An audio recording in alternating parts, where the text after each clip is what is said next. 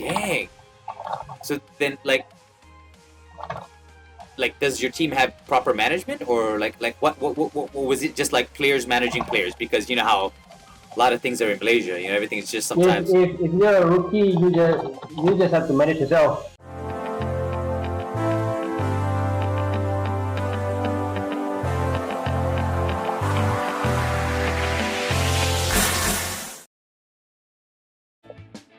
Yeah, all right, guys. I know I'm pre-recording this, but I want to say I'm the Mohawk live with Dota Apex. You know, because I want to cut this and put it up on YouTube, and to talk to somebody who had actually been a professional Dota player. So it started off while I was live streaming Counter-Strike of all places, and right now, as we speak, Dota Apex is playing Dota.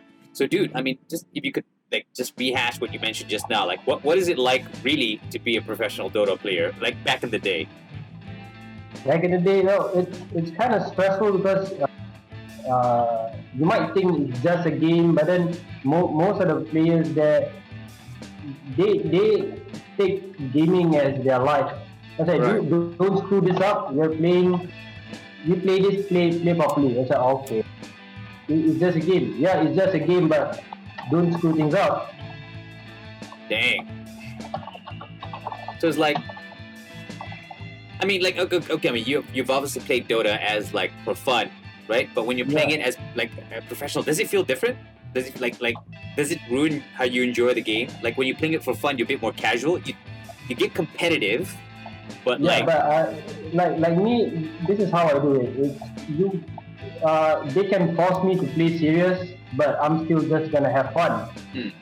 Because to me, I think if I'm having fun, that's when I'm at my prime. right, So if you want me to focus totally on the game, well, I can't do that because on the game, I'll maybe I misjudge a lot of things. right. So like, how did you start off in like professional gaming, man? Like what, like how did you get into it? Like, say, did you have to join a team, or you know, at which point do you say, wow, this is me as a pro? Like, you know, I'm a pro player now. Is there Well, like, honestly, someone actually approached me, dude, you want to join? I said, do you know who I am? He said, I don't know who you are, but you play good. I said, well, I play good, not great. Then then he just said, yeah, but the thing is, good can be great. I said, okay. So I kind of have a good scouter, maybe. yeah, He just sees me and says, okay, this guy has. like, So, look, was it at a cyber cafe, or was it like online, or what? What was, you know, what was? online. Oh, it was online, literally. Like you were just playing Dota, and then somebody And then just, someone just messaged me. oh dang, wow, like in the middle of a game. I mean, sorry, like after a game or something, like, you know. I mean, okay, Yeah, after a game. yeah. I mean, like then what happened? Then I at first I want to check to say is this guy serious? Is this guy legit? Mm. Because I was thinking that I'm just playing just for fun. Yeah, I didn't even expect anyone to watch me. yeah, Then suddenly he said, okay, you want to join? I said, okay, let me see if you're legit. yeah. Apparently they are. So I just said, okay, fine, let's go. Let's do this. At first I want to know how it is. So I joined for about 6 months. Then I said, okay, you guys are way too much, man. Right. And then, like, wait, hold on. Like they actually paid you a salary and everything. Like it was a proper job. Not a proper job entirely. If you come for training, you get a certain allowance. Oh, you get allowance based on training. Yeah, but it's not much. It's not much because I'm new. Right. If I've gotten traction, if people know me, then I can actually demand. I mean, if I demand, I can actually ask for anything. Yeah. So I mean, this is why we're asking, because it's a good perspective. Not everybody can be the superstar. I mean, there are a lot of other people who are pro players who are just in the especially Malaysian teams. I mean, we're definitely not like, actually no, I can't say Malaysian teams. We've been doing pretty well as of late, right? Yeah. Actually, yeah, we've been doing pretty well.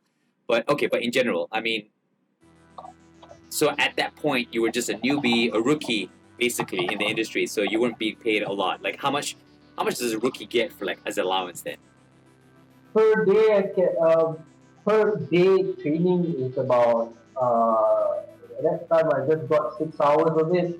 I got about 50 to 70 ringgit. It would be 4 days a week. Oh, 4 days a week. So so times that by Per 4. rookie. I'm sorry. You say what? 14 or 17? Sorry? You said 17 ringgit, right, or something like that. You had like 15. No, 50 to 70. Oh, 50 to 70. 50. Oh. So that's like 200 a week.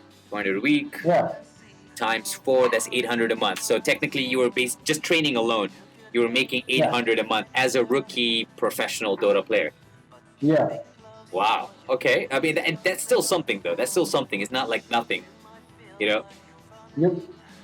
At that time, I was, I wanted to ask for, I want to play as a carry role. Then they said, okay, we have a stronger carry. Yeah. You can try to play with him. If you can beat him, then you can be the carry. Yeah. I said, okay, fine, let's try. I said, okay, I'm not anywhere near your league. Yeah. So then I asked for mid lane. Then again, I lost. Yeah. At last, I said, okay, how about off lane? Because I don't want to play support. I can play, but I wish I don't. Okay. So at last, I've got the off lane because I've beaten them. And then all this feels like a real job. Like these were actually real jobs to everybody on the team. Like, if you're a carry, you're dang it, you're a carry. You know what I mean? Yep. Wow. And then what happened, dude? Like I want to know, man. And then they just once it's time for the thing is I can call out for a competition if I find any. Yeah. Unless they don't find any part where they think it's we shouldn't join. Yeah. Because there are some tournaments like I say, hey dude, tournament here. I want to join. No, we don't play with them. Said, oh, why not? You got a bad history. They were not honest with us. So, okay. Because there are some gaming politics, I guess. Yeah. Where they say you will win, let's say, 1,000 ringgit. Yeah. At the end of the story, you just won 700. Yeah. Because it says okay, 30% goes to the venue, this and that. Which even in Dota International, the same thing. They got the same problem. So wait, hold on. What happened again? Is like what they would say, like, hey, you will go to this place, and then these are the costs to be deducted from how much we're paying you. Is that what happened? It will be deducted out of the out of the winning price. Wait, hold on. So this is not like from your allowance or anything. Like, say for example, if you do win, like say it's I don't know. If you win, if you win first prize, you get 1,000. The prize pool that shows in public it says 1,000. Yeah. The whole team gets 700 only because 300 goes to the venue, goes to the organizer. Then we were like, do call us to compete in your competition, and now we have to pay for the tournament. What the hell is this? Wait, hold on. As in, we're talking about the organizers. Yeah, not the team. Some organizers that does that. Not the team. No. Oh wow. That's the reason why I said, oh, wait, that's so messed up. Why should we pay for a tournament you held? Yeah, like was that in the terms and conditions? Like you'd have to pay for the tournament? That was not mentioned. So their logic is we didn't ask, we didn't tell. Wait, hold on. What type of tournaments are we talking about? Just a small one. They're trying to make money out of it. Oh, as in like look out. I mean, like, small people, the people who are going for these small tournaments. To get up. Oh, I see. So this is like as a new team. This is like in the bottom. So basically, as a professional team, look out for tournaments where they're like trying to scam you, which is like here's the prize money, but here's like wait, how did they rationalize that? Like how wait, like so like here's the check, it's This is less. Malaysia, dude. This is Malaysia. Dang! That's so messed up. Wow. But are any of these like tournaments like official, like part of like Valve or something like that? No. No, it's not. So If it's under Valve, this will actually be supervised. yeah. These are Okay. not. Okay. These are not really. Yeah. Okay. So we're not talking about like official tournaments. So the official tournaments are safe, right? We're talking about official tournaments are safe. Just have to look out for them, man. Oh yeah. So basically, unofficial tournaments, like the smaller ones, especially like I know a lot of people who are getting into esports, especially like there's so much support in Malaysia now for like teams to like but as a new team, you would face these problems coming. Like you might come across a tournament which is so dodgy, which is like here's the prize money, but minus like how much they take a lot. Is it like you said like say if it's supposed to be 1,000 per player, you only get like 700 and 300 would be for the venue and stuff like that. Yeah. Dang. So then like does your team have proper management or like what was it just like players managing players? Because you know how a lot of things are in Malaysia, everything is just sometimes If you're a rookie, you just have to manage yourself. Oh dang. But how about like were you part of a pro team or were you like part of a collective of players who went and did professional tournaments? Sorry again? I mean, like, was your team a professional team? Like the whole team was like it's like run. How was the team run? How was the team management like? Honestly, they just it's like because the thing is my team back then wasn't big team. It's because okay.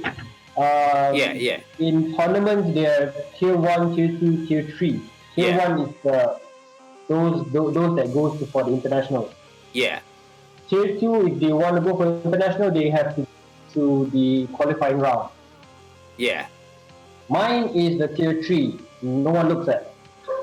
Oh. So basically, like we're trying to go to tier 2. Right. Okay, so this is really a bottom to the top type of story, like for people who are bottom to the intermediate, maybe. Yeah. Oh, cool. All right. Continue your story, man. Okay, so this is the beginning. Okay. So if you want to say who managed us, it's if you join in the wrong team, you're screwed. Oh dang! Like how you're many? Screwed. Either the team will screw you up, or you just get screwed. Wow. So basically, you just need to take care of yourself really good.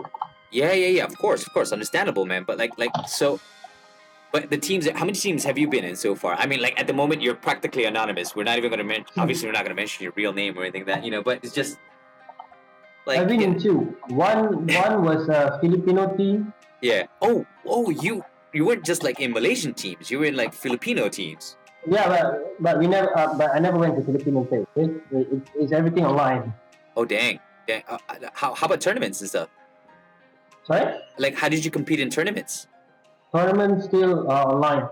Oh, so these were like. There are a few offline. LAN tournaments. One. There's some online tournaments. Yeah. Online, you just anyone from any country. So I'm in that kind of league. Oh wow.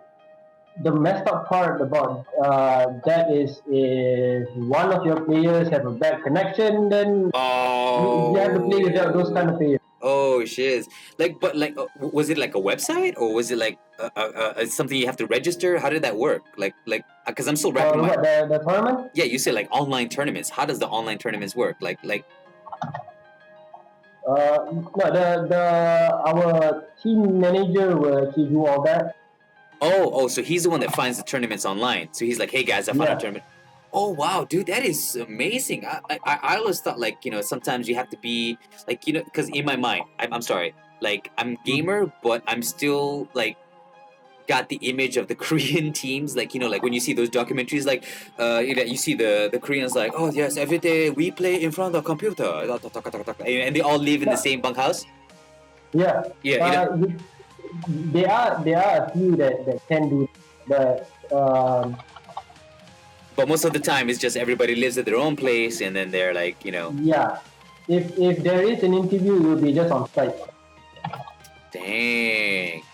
So it's possible to be a professional Dota player just at home. Yeah, yeah, can it is possible And you have a manager who searches online, which do exist for the team. for the team, online tournaments. Yeah, So like say for example, like if you're like whoever's watching this video and stuff like that, and like either right now on the live stream or in the future on YouTube or something like that, they'd probably be like, oh, so I'm at home. Say if you're in Malaysia, of course, this is because we're both in Malaysia. So and they're like, hey, my life sucks. I might want to try professional gaming as a career. How do I start? I'll just go online. That's revolutionary for me, man. That is really amazing, man. Honestly, that is. I know, like people. I don't know. Maybe people in the real world they don't see it as amazing, but like I'm listening to this and I'm just like, OMG, this is like amazing information. You can do this at home. yeah. Maybe maybe there are people out there that will research. I'm not sure if there's a website that you can join in. Yeah.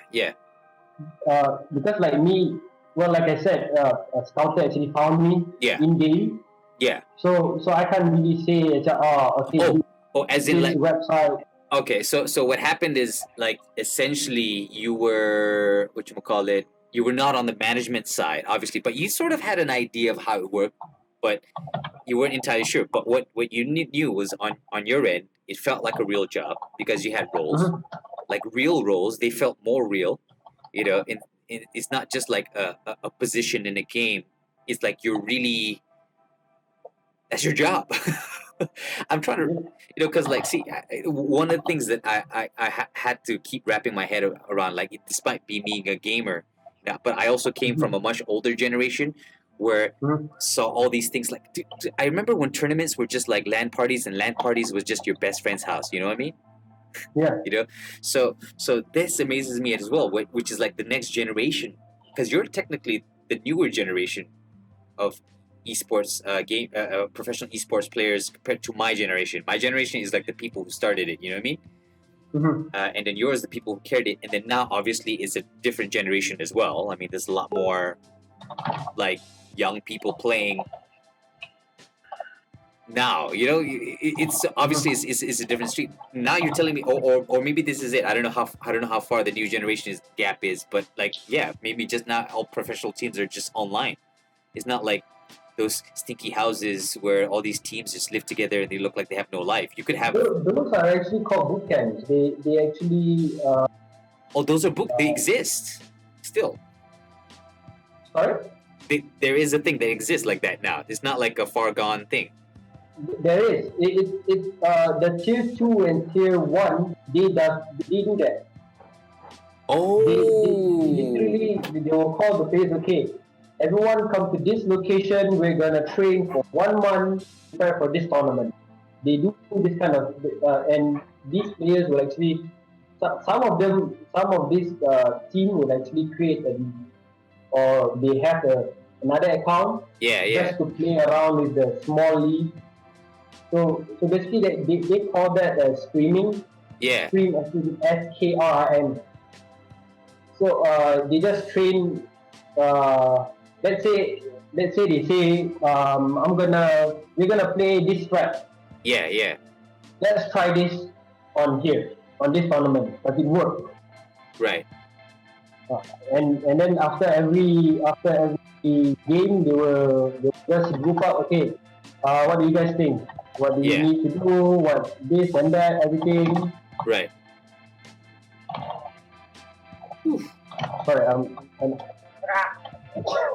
But when did you stop though? If you don't mind me asking, like how long has it? Or are you still doing it professionally? No. I'm not doing it professional. Yeah, unless if friend calls me, "Hey, dude, you wanna join me?" Got one more slot empty. So, okay, whatever. Yeah. Fine. And if you win, it's give me $100. Okay. I don't really care Yeah. because, like I said before, the circle of friends I have that helps me in my game. Yeah. So I can't really. Well, I kind of have to move out a bit Yeah. from the game. Wow.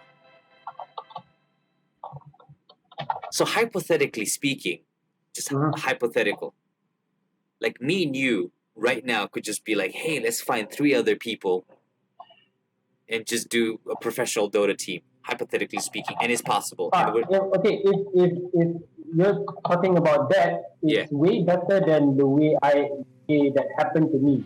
Because like me, I'm playing just in ranked, then suddenly someone found me. Right. Let's say if you, me, and we find another 3. Yeah, from the live stream, or we just do a recruiting video or something. We're just like, hey guys, we're looking for people to join us. We want to do this on a semi-professional, Okay, then we find we join the tournament. Right. Okay, let's say. Because usually in tournaments there are scouters. Yeah. We just don't know about them. There's probably somebody sitting in the audience. Yeah, of course. We'd be like, hey dude, you want us to sponsor you? That's way better.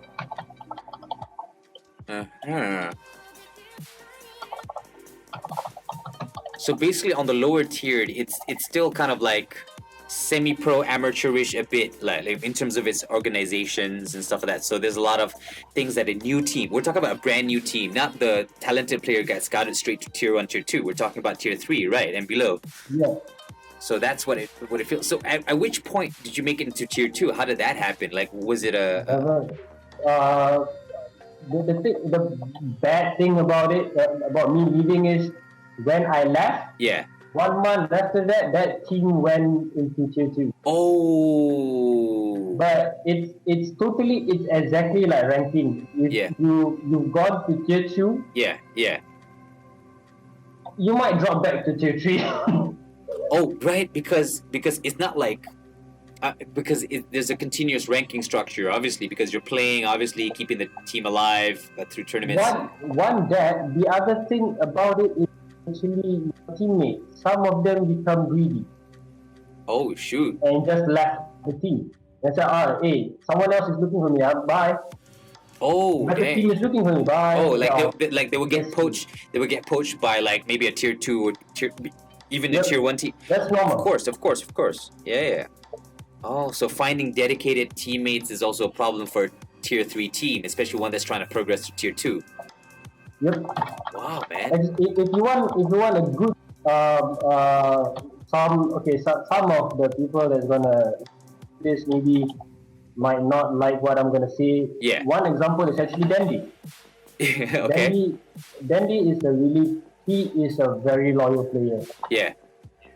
Very, very loyal. Yeah. Very loyal to the point that even at the team's downtime right now. Yeah. They're not really good in the competitive right now. Yeah. He's still with the team. Yeah, I noticed. Yeah, like he's still there. He's as iconic as the team itself. Yeah. He's not gonna leave the team. Yeah. It's like Ryan Giggs in Manchester United. Never leave. Yeah. I like that how you went like Ryan Giggs, like Manchester United. Yeah. That man, it's so true. It's funny because it's true. Wow. Dude, that's amazing. What else do you want to know?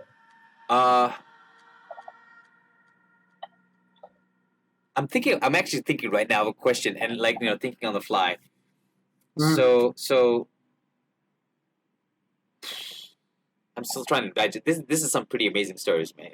Okay, but why did you leave though? Why did you leave? I mean, just was it like you had enough of like the people not staying and not progressing as much, and you saw it as a what made you move on? Or were you just like, you know what, I'll move on and maybe look for better opportunities elsewhere and then return back to the scene, fighting?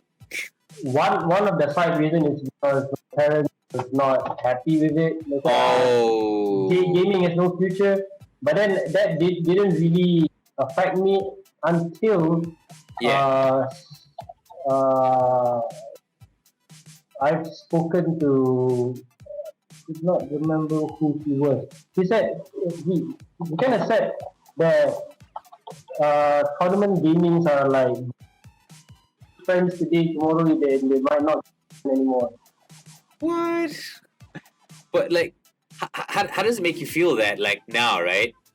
That Hmm? like even in like national budgets, or at least in Malaysia, anyways, it's announced that like there'll be a certain amount set aside for you know professional teams and people under 25. It's getting so much more recognition now. I mean, I'm happy actually, to be very frank, as a gamer Hmm? and someone who's like enjoyed the esports scene. Like that's a blessing. But like, how does it make you feel as a pro gamer that like when you're doing it, like due to objections from your parents, that like now it's like there is a future to it, like, and everybody on TV is like, yes, there is a future. There's a budget set aside, the national budget to develop the esports. It's a The sport, like how does that make you feel? one one shitty thing about it is actually when I left, then the budget comes in and say we will spend Oh, this amount of money. So what the hell? like the justification that you needed, like your ammunition back I to your needed parents. this when I was in it. But then I was like, I left professional gaming. Yeah. Then I said, oh, there is a budget for it. I said, dude, I needed that 1 month ago. You're 1 month It late. literally was that like as a justification to continue and not resign. Oh man, Yeah. dude, no wonder you were in a rut, man. I mean, like I'll be so pissed off. One more, and the one shitty part about it is actually, yeah, No worries, man. homecoming game. No, that's right, guys. This is all while he's playing. That's how professional he is. Dude, you could do a Discord interview while playing Dota 2 right now, man. That's amazing, man. Never mind. Do your thing. Do your thing. Oh, dude, it's like interviewing a football player while he's playing football. Esports people, That's messed up, man. That's really hard. dude. Even think about it. That's what you're doing now. You're literally playing Oh, Dota. yeah. You're literally playing Dota and doing an interview right now, man. You know how amazing that is? That's a skill, bro. That's a skill. Yeah, but this is just bots, okay? Oh, okay. I mean, Just so okay. everyone know, this is So basically, it's like talking to a football player while he's playing in practice. training. In training, Yeah. right. Like one of those BBC interviews, where they go to like Manchester United. It's like, so right now, what's it feel in the football scene? And they're like, yeah, right now, kick the ball. It feels like it's really, I don't know. You know what I mean, right? Yeah. I just took that like way on a tangent, but dude, man, seriously, like, thank you so much for sharing, bro. No problem. Because I've always been really curious, because because I gotta be honest, there was this is true, honest story. There was one time where I really considered to be a professional StarCraft player and not a radio or TV personality. This was like way in the beginning. This is like WCG time, Okay. where like with the best. That's a long time ago. Dude, yes, this around that time, and we're talking about like even before StarCraft 2 came out, So I was really like, maybe I should do this because I was getting good on the American server. Not like super good, but good enough to have like a little bit of an ego. you know. And then I was like, I'm ready, because the only way to ever do it professionally as a career, you have to go to Korea. And I was like, you know what? Let me try to play on the Korean server. If I can get good on the Korean server, I'd move to Korea. That's how serious I was. I was going to do it professionally. And you know how crazy I get. We've talked before. Like, like if I'm motivated, I'll do it. So I was like, I'm going to move to Korea. Yeah. So I played on the Korean server for like a month, and I got Nope. I got nope. Nope. No. They weren't having it. I got chewed up, beat up in the weirdest way possible. It was like, cause I don't know if you ever played StarCraft 1, but like the Koreans, they break and mold the games in ways when you're just like, you could do that to the game. Yes. It's like playing in the real world, finding out the real world is the Matrix, and the Koreans are like the Neos and just jumping off, and you're like, what are you doing? Like, holy crap! And you know, like, as a gamer, just a general gamer, that the reason why StarCraft Brood War was such a big esports game is because it was so broken. You know, it was perfect yet broken, and the broken parts made you a pro because you knew what was broken and exploited it. So yeah, so that was my esports career. You know, so I had a greater appreciation for it, and then of course Dota. Oh man, you know, it's like I to be honest with you, man, I never thought that MOBA games would be as big as it was today. You know, even in the All Stars phase of Dota, like Dota All Stars, like the ultimate final compilation, and even then, I never thought it was gonna be big, until I started seeing even YouTube videos. I saw YouTube videos. I'm like, oh, okay, you know, fun tournaments, because at the same time there were also like Street Fighter tournaments, Tekken tournaments, but they weren't like legit shit. You know what I mean? Mm-hmm. Yeah. I got you. Yeah. But yeah, so that's why I was curious about how you got into it, you know, because that's an amazing story, man. That's an amazing story. So would you ever be interested in getting back into it, like as your own thing? I mean, considering that, like, you know. Not really, because even if I were to join, I would be stuck in tier 3, because tier 3 or tier 2, I'm not really sure about tier 2, Yeah. but tier 1, your age limit is actually 28. It's not, because in their head is you're old, your fingers are slow. We need fast fingers. Right. Is it like an actual tournament thing? Like, say, for example, if I want to go for, hypothetically, I'm old as fish. All right. So if I want to go to, say, a professional tournament, like even as high as the international, as an old guy, can you? You can, as a coach. So you can't be like as a competing member. Like, say, for example, like, you know, like Dandy, you know, he would eventually age out. No, no. Okay. You can take Fear as an example. It's a Evil Geniuses team. Yeah. He's a coach. Yeah. He is, if I'm not mistaken, he is 30 years old. Yeah. Uh, Wait, and he's playing? He's a coach. Well, but you don't play, right? As a coach. He doesn't play. But so, which means as a player, you can't compete. You know, you know. You can compete, but you can play, but you can't compete. You can play with your teammates to to teach them. Say, okay, dude, do this. This works. Watch. Yeah, I mean, like you're the guy sitting and be like, step aside, let me do this properly. This is how you do it. Yeah. And then you step. Yeah, of course, yeah, like that. But you can't be like, sit down and be the player. You have to be the coach. No. Oh wow. You're basically you get the spectator view. You know, okay. If you play Dota, you know that you can coach me by just watching. You get a live stream, literally live stream. Oh yeah. You just get that role. You can't go any further than that. Wow. So basically, for anybody who is like 35, 40, cannot. But they can be a coach. Yeah, they can just coach. They can't play. They can't control a unit in the game. But you can say, hey, dude, stop, push now.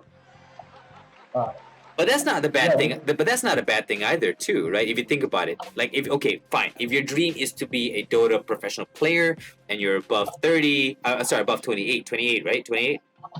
Yeah, 28. I'm not sure if they changed the age to 30 or something. Just Fear. Yeah. Last year he was a coach. He was 29, 30 last year. Actually, you know what? So I'm not sure what the age.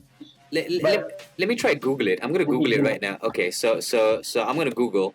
This is all off screen, so you can't see my Google page because privacy. Okay, what should I Google? Age limit. Age limit of professional players. I don't know, or professional players, age requirements in professional sports. Oh, sorry. Sports.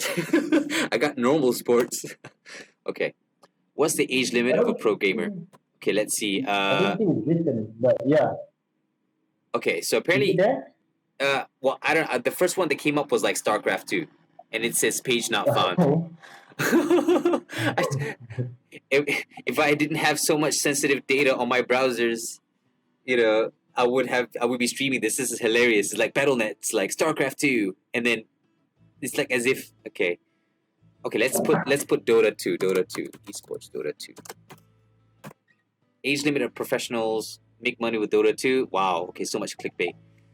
Who is the youngest and oldest pro players? That is Sumail. TI age requirements. Okay, this is a Reddit post. If you ask me who's the youngest. Okay, hold on. Apparently, this is 2 years old. Okay, so the question is, TI age requirements. I'm assuming that's the international. Would you know if there's an age requirement to join the international? Because I'm not familiar with the rules. Because in the Call of Duty Championships, you have to be 18 years old. Just wondering if there's a similar rule for TI. So age requirements. So, oh no, this is age requirements. So I don't think so. There's any age requirements other than being able to get to the venue. It's exclusive enough, so Valve probably handles everything on a case-to-case basis. Okay, I think this age requirement is like minimum. I want to know what's the maximum. If you want to go and watch, there's no limit, but it's usually in the team, the company. Oh, it's the teams. Yeah. Not the tournaments. Nope. Oh man. Okay. Wow, that changes things a lot. So the teams are the ones that are, whatchamacallit, looking for younger players. Yeah. Wow. Hey, dude, I'll be right back. Just real quick. I gotta, again, switch some stuff, and then I'll be right back. Mm-hmm. All right. Ugh.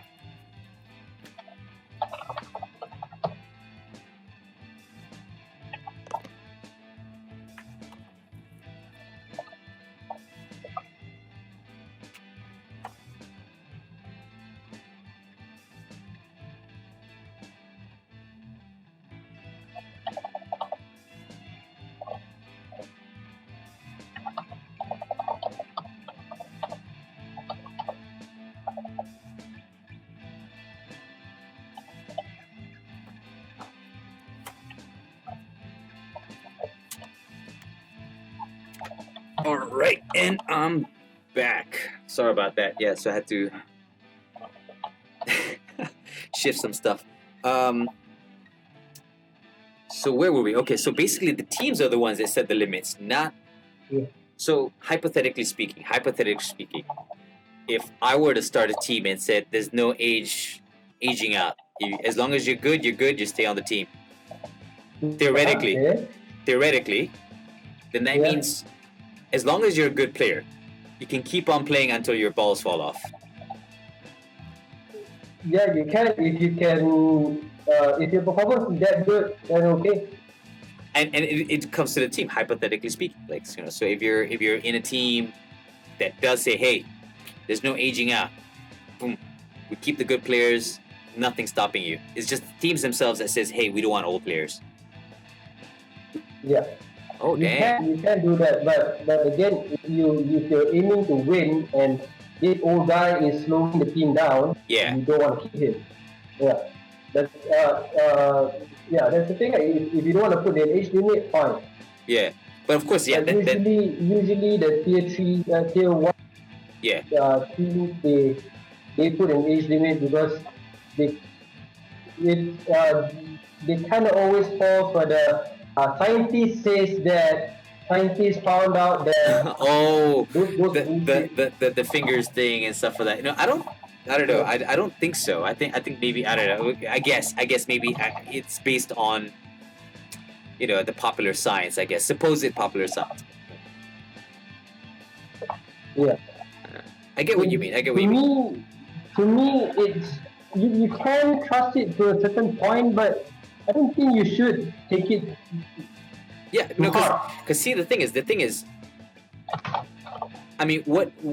Because the thing is, games are also a game of the mind. You know what I mean? It's not just about twitch reflex. I used to remember once upon a time, everybody was crazy about APMs. I think they probably still are.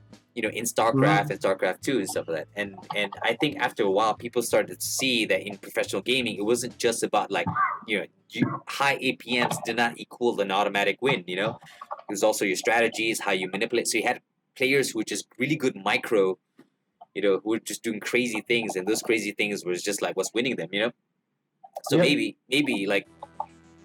maybe as an old player, you may not be good at. Back then there was a meta where one person can win the game, Yeah, but yeah. that's not the case now anymore. Yeah. So maybe with new patchwork, the game is a little bit different than how it was. I mean, maybe now is like a different time. A time when like people don't age out. As long as you're still good and comprehensive in the game, you don't have to age out of the team.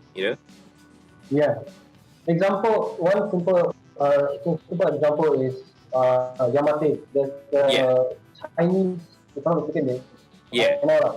Yeah. He is so good in playing Shadow Fiend in Dota, Yeah. back in Dota 1 and even Dota 2 right now, Yeah.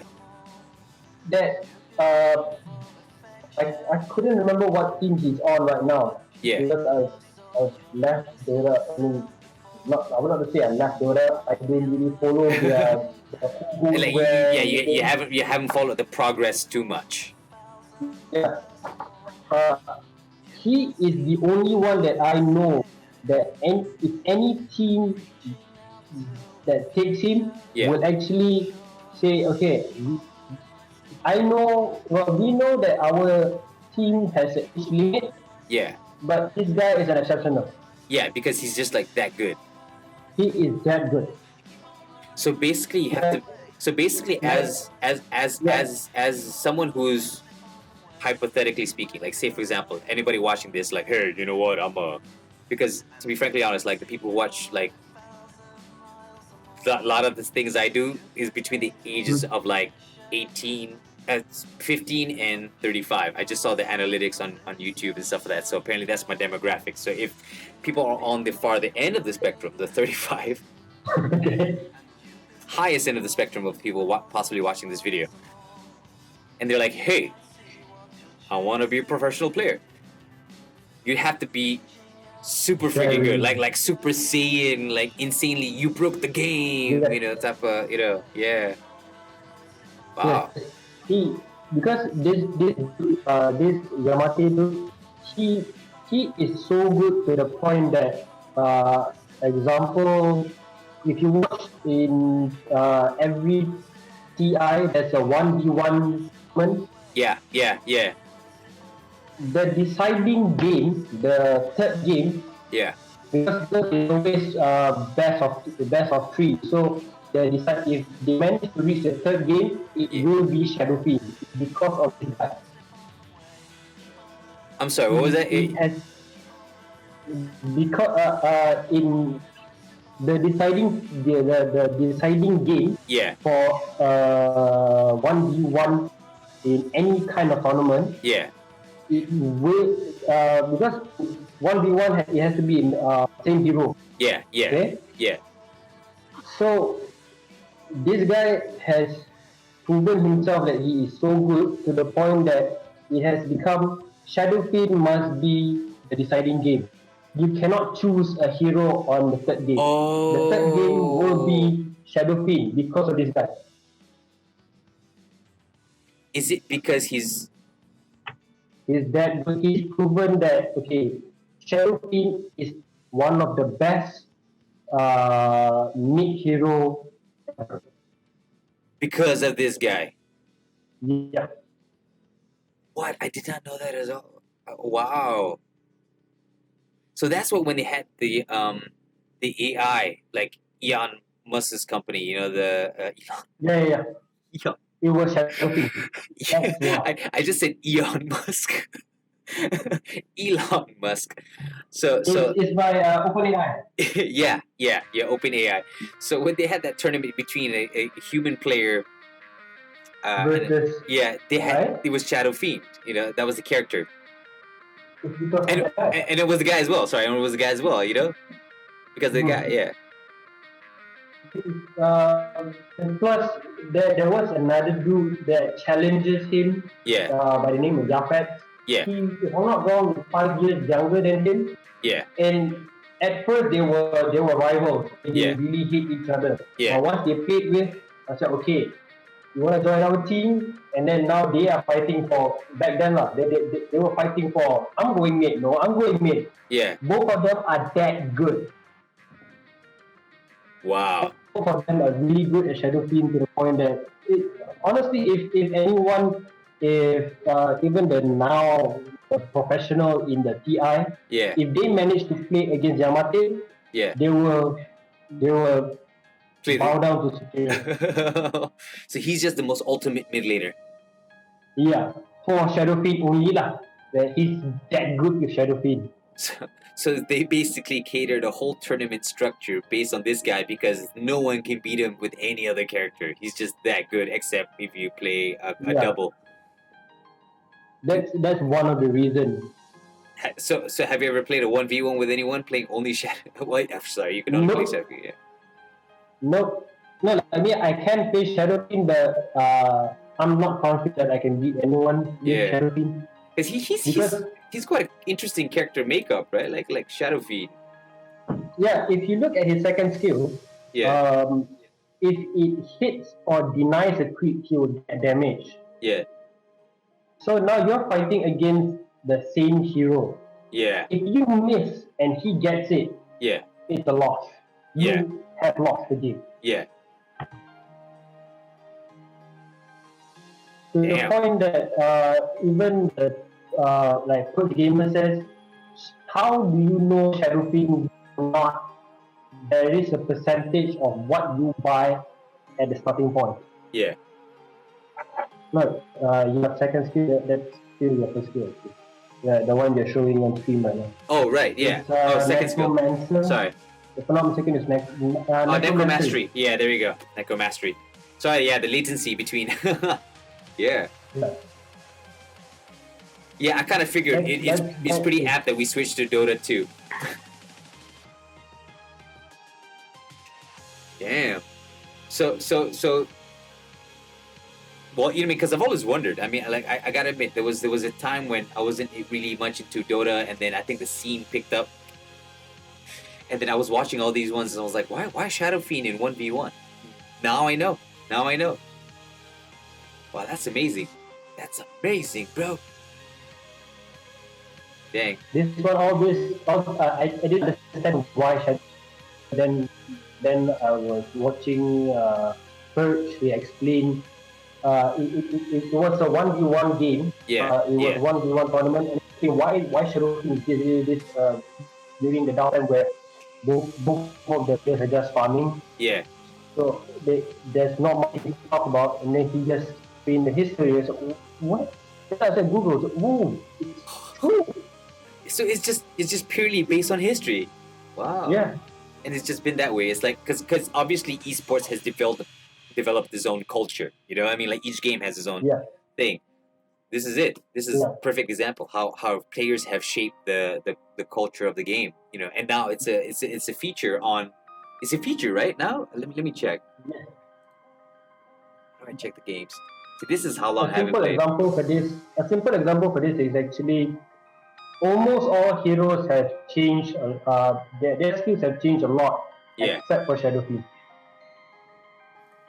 Shadow Fiend is the only one I think that doesn't have a lot of changes.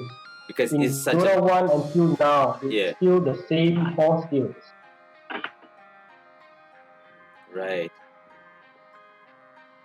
Wow. And he still looks like same old Battle Rock. So he's iconic. Yep. Is he? Okay. Yes, I'm nowhere near professional. I'm nowhere even near good in Dota. I'll be honest. I mean, I played it, but it was more like I got the concept, you know, from playing the older Dota. is he a hard character to manage to master? Is that also another thing as well? He's not really hard uh, because like him. Let me remember if any other heroes have the same skill set, the same way of playing. I don't think so. He's the only one. His first skill is it's a miss or hit skill Right. because it raises in front of you. You can't click. You can't click where you want it to raise. Yeah. So basically, you need to kind of calculate by heart. As okay, is this the range? Right.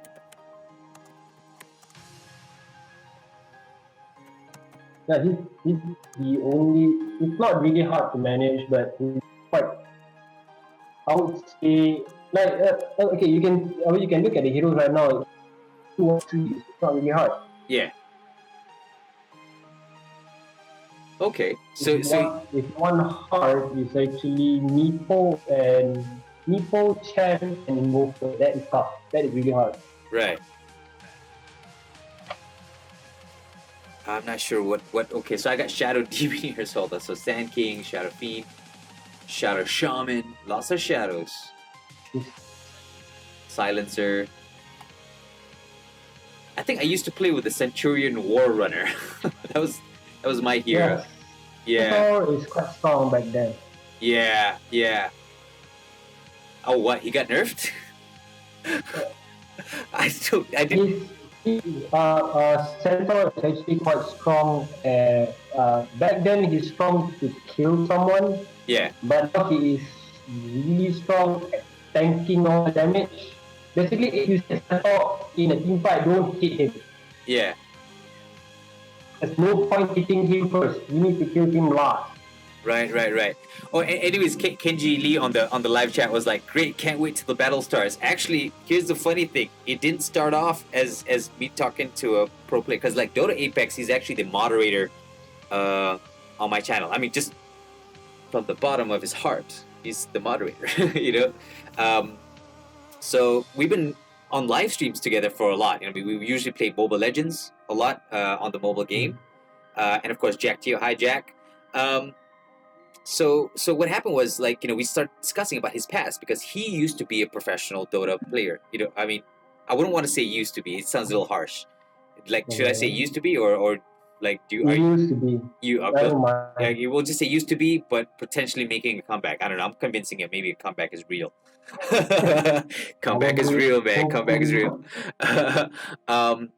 So yeah, so he's just going through our experiences, and of course, I will be posting this up on YouTube. I'm actually going to be editing this part of the live stream and then just posting it up, so you can watch it again on my YouTube channel. And so yeah, Dota Apex, the moderator to the Hawk's Nest.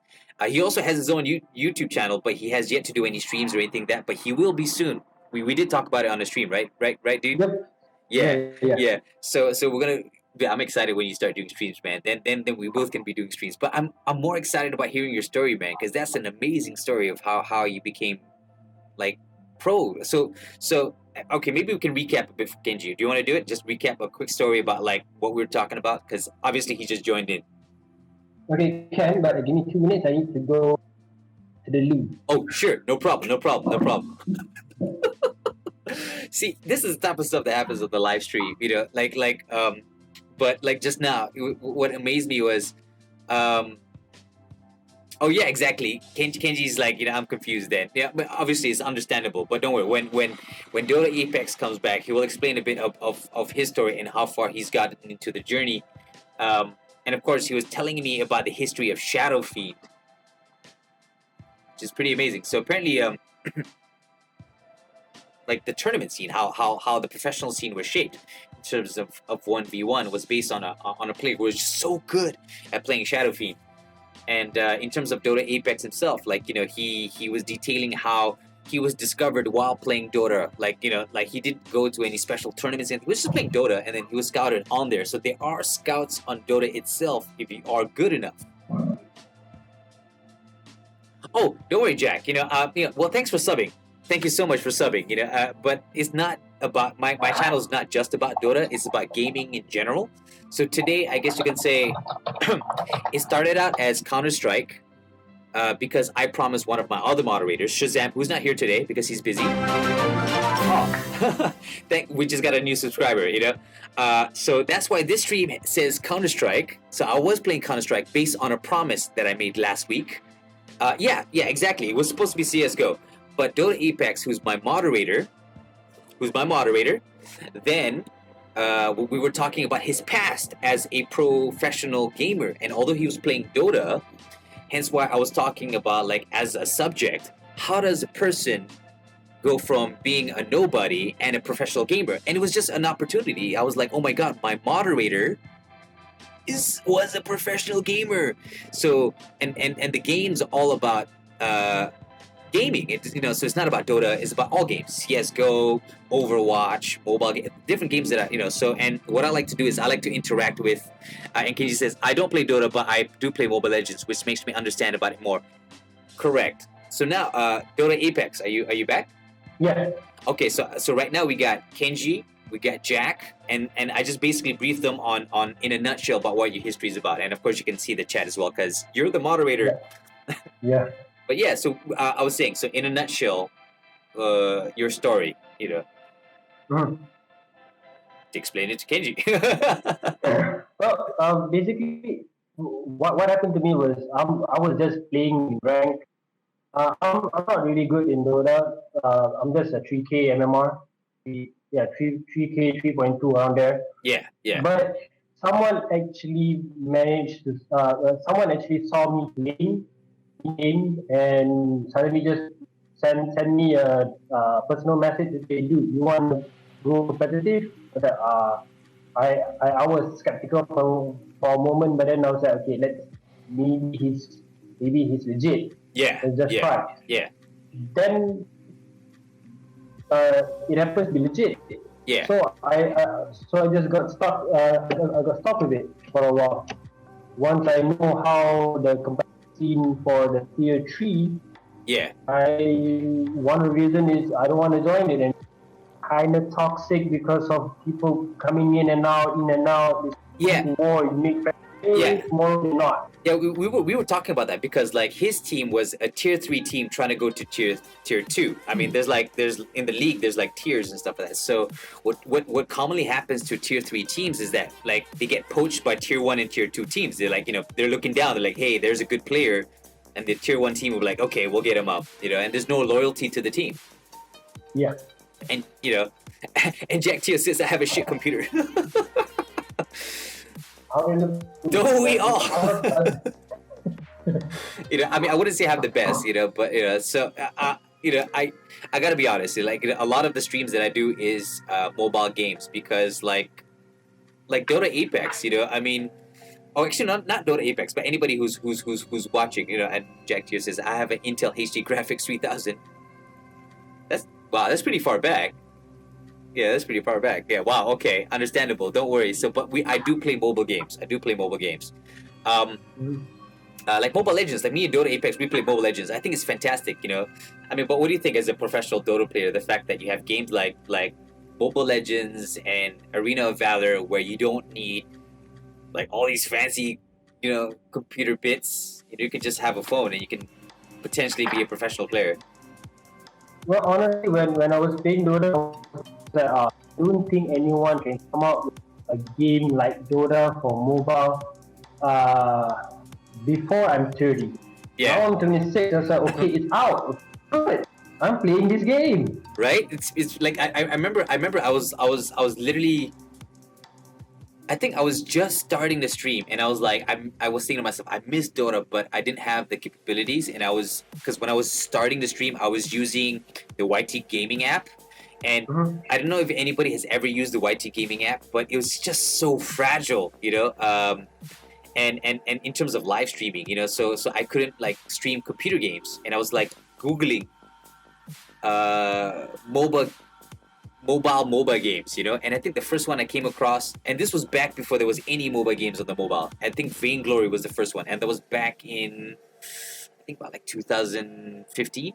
but like end of 2015, beginning of 2006, like that, you know. Mhm. And then suddenly Mobile Legends came out, and it became this huge thing now. It's like, especially in Asia, it's like it's as big as Dota 2, and you're like, what? It is. And It it's only is. been a few. It's only been this year, you know. Yeah. And Jack Teo says, my dream is a Titan X. Yeah, first computer. Yeah, dude, That's my favorite actually. That's nice. Yeah, nice. Period. so from a former professional gamer, player. Yeah, he has same dreams. But man, dude, that's some story you got, man. I mean, that's an adventure right there, bro. That's pretty amazing. I'm sure a lot of people will agree on, who's watching now. Everybody from Jack to Kenji. Yeah, but what I'm predicting, what people would say if they watch, probably my aim to back things up. Probably I got the best side of competitive gaming during my time. Oh yeah, because it was still new. It's not still new. I felt that I got scammed. Ah, Because of I joined this, and then I said, why does competitive gaming look so shitty? yeah. It's not how I picture it. Then once I understand it, oh, okay, that's a very tall ladder I need to climb, man.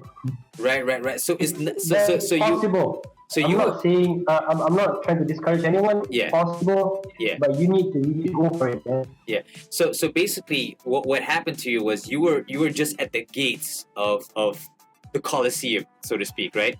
You were among the gladiators. You were a tier 3 team, but you only realized later on that it may have looked like not as glamorous, but that was because it's just tier 3. So don't lose hope when you reach tier 3. Try to your best to move up and get to tier 2 and tier 1, which is where all the glitz and glam is. The superstar stardom. Oh, I see. Wow. Basically, if your team got sponsored by brands out there, like sponsored by one of the good Bye, Kenji and Jack. company will be one good company will be actually Yeah. my god, Cloud9. Cloud9 is really good. I'm sorry. Which what was that? If you get sponsored by Cloud9, that is a good company to. Oh. Like me, I was sponsored by a random company who's trying to get up, because during my time I recruit myself into MSI gaming. Yeah. But still, you're good, but not that. We'll put you in the back. We'll call you when we need you. You never called me. Wow. Okay. Well, so anyways, I was also paying attention to a little bit of the chat. Sorry, I was like, you know how I am. Even when I'm playing, it's like half a mind on the chat. So Kenji was saying, can I play a song for him before he leaves called Unity? Is the song called Unity? And of course, Jack says he's gonna stay. Yeah, sure. Why not, Kenji? Of course, not a problem. So Unity, by whom? So hold on. Unity, by who? Yeah. Oh, right. Okay. I have the message that's going to be like setting to all different platforms. You're going to see repeats of that. But yeah. So Dota Apex. I'm just going to play for Kenji because he's going off to bed. So just like Right. Yeah. Hey, but no worries, man. You know how it is. You're always part of the live stream, like always. Squad 51. Maybe if we play real good, then someone's gonna call you and say, dude, we want to sponsor Squad 51. You want to join? Yeah, we could. I mean, I was telling you,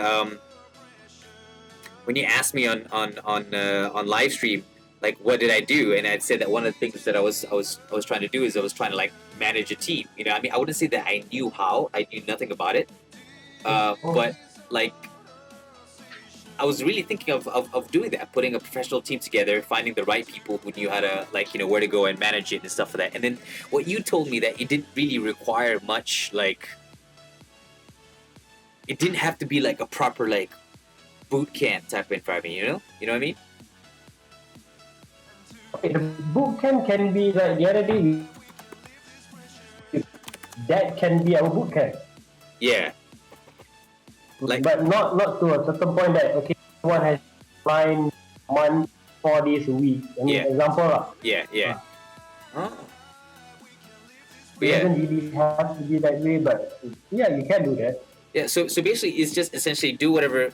Because what's important is not like what you see in the documentaries. Oh, that's an esports team. It has to be that. It could just literally be a couple of guys who just meets up once or a couple of times a year and wins tournaments, and the whole time they just know each other through Discord. Or our case, life, like, say hypothetically, if there's a company that wants to come in and funding and stuff like that, and managing the team would just be as easy as getting 5 people on this live stream and be like, hey, we're a team, and we're playing these tournaments online. Oh, and Shazam got home. I'm sure he's like, are we playing Dota too? Welcome home, Shazam. Yeah, so if you're wondering, Jack, Shazam is the reason why I was playing CSGO earlier, and of course, he's the reason why you're here. Yes, the Shazam. Because what the Mohawk, me, on the Hawk's Nest, which is where we're at, 23 floors up in the air. I'm sorry, guys, I have to keep saying that. It's like, so 23 floors up in the air. And what I like to do the most is, like, with whoever's in my live stream, you can play games with each other. Like, for example, Dota Apex is a friend outside of live streaming, but also we got a little bit closer because of the live streams, right, man? Yeah. And Shazam too. I only know Shazam through the live streams, and I would do stuff like, for example, if you join the Discord, and you'd be like, hey man, I wanna whatchamacallit, I wanna play this game or that game, and I'm like, yeah, I have it too. Yeah, we'll play it. And then right now we're talking to Dota Apex about his life and being a professional gamer. And Shazam, if you're up for it, and if you're up for playing Counter-Strike, I'll be more than happy to. And Dota, man, thanks for sharing, man. That's an amazing story. No problem. Yeah. The thing is, right now, I'm trying to picture what the comment going to be like. Yeah, I'm trying to picture. Because I know, the thing is, I know there are some people that say, that's not true, that's not how competitive gaming are. Yeah, I'm sure. I got that kind of experience. What can I do? Yeah, actually, no. See, the thing is, right? Despite what people's comments are, like, what we're talking about is not how it is now, or we're just basically purely saying this is your experience. This is what you went through at that point in time, at that level. So at least other people, when so at least other people, when they reach that level at the gates of the Coliseum, and they know and they feel like it's kind of shitty, and they have all this, like, maybe even another person who's going through the same thing, maybe he's having parental pressure just like you did, and he's like, what do I do with my life now, and all that mixed in, they probably be like, you know what, I'm just at the beginning. If I make it to tier 2, maybe I might get better, or maybe stuff like Dota Legends. Dude, I literally said Dota Legends. Like Mobile Legends, right? Like Mobile Legends. Like, now that it's picking up, right? Like, at least in Southeast Asia, people going in, wanting to be pro, and they're like, oh, it doesn't seem like the glitz and glam I thought it was. It was like, yeah, of course, because it's just, this is the first year of it becoming like a professional tournament scene, So expect it to be a little bit backwater, and don't lose hope too much. Jack says, I don't play Dota, League of Legends, or Mobile Legends. Yeah, no worries. It's actually the topic of our conversation was not to any specific game, but it was just an experience of one person, Dota Apex, playing one game, which is Dota 2, and doing it on a professional level, and what he experienced. Because it is possible, right, Dota, to play a game professionally and make it as like, it is possible. I'm gonna share a link here. Oh yeah, Uh, like Jack says, he like only FPS games. Like for example, Jack, maybe one day you want to be a pro CS:GO player. You know, I mean, at least you have an idea of what a pro gamer goes through. It's just a different game, in a way. let me see if I if right. Wait, what you're searching for? Uh, uh, like I said just now, if you get parental pressure, Oh, you get parental this guy, Yeah.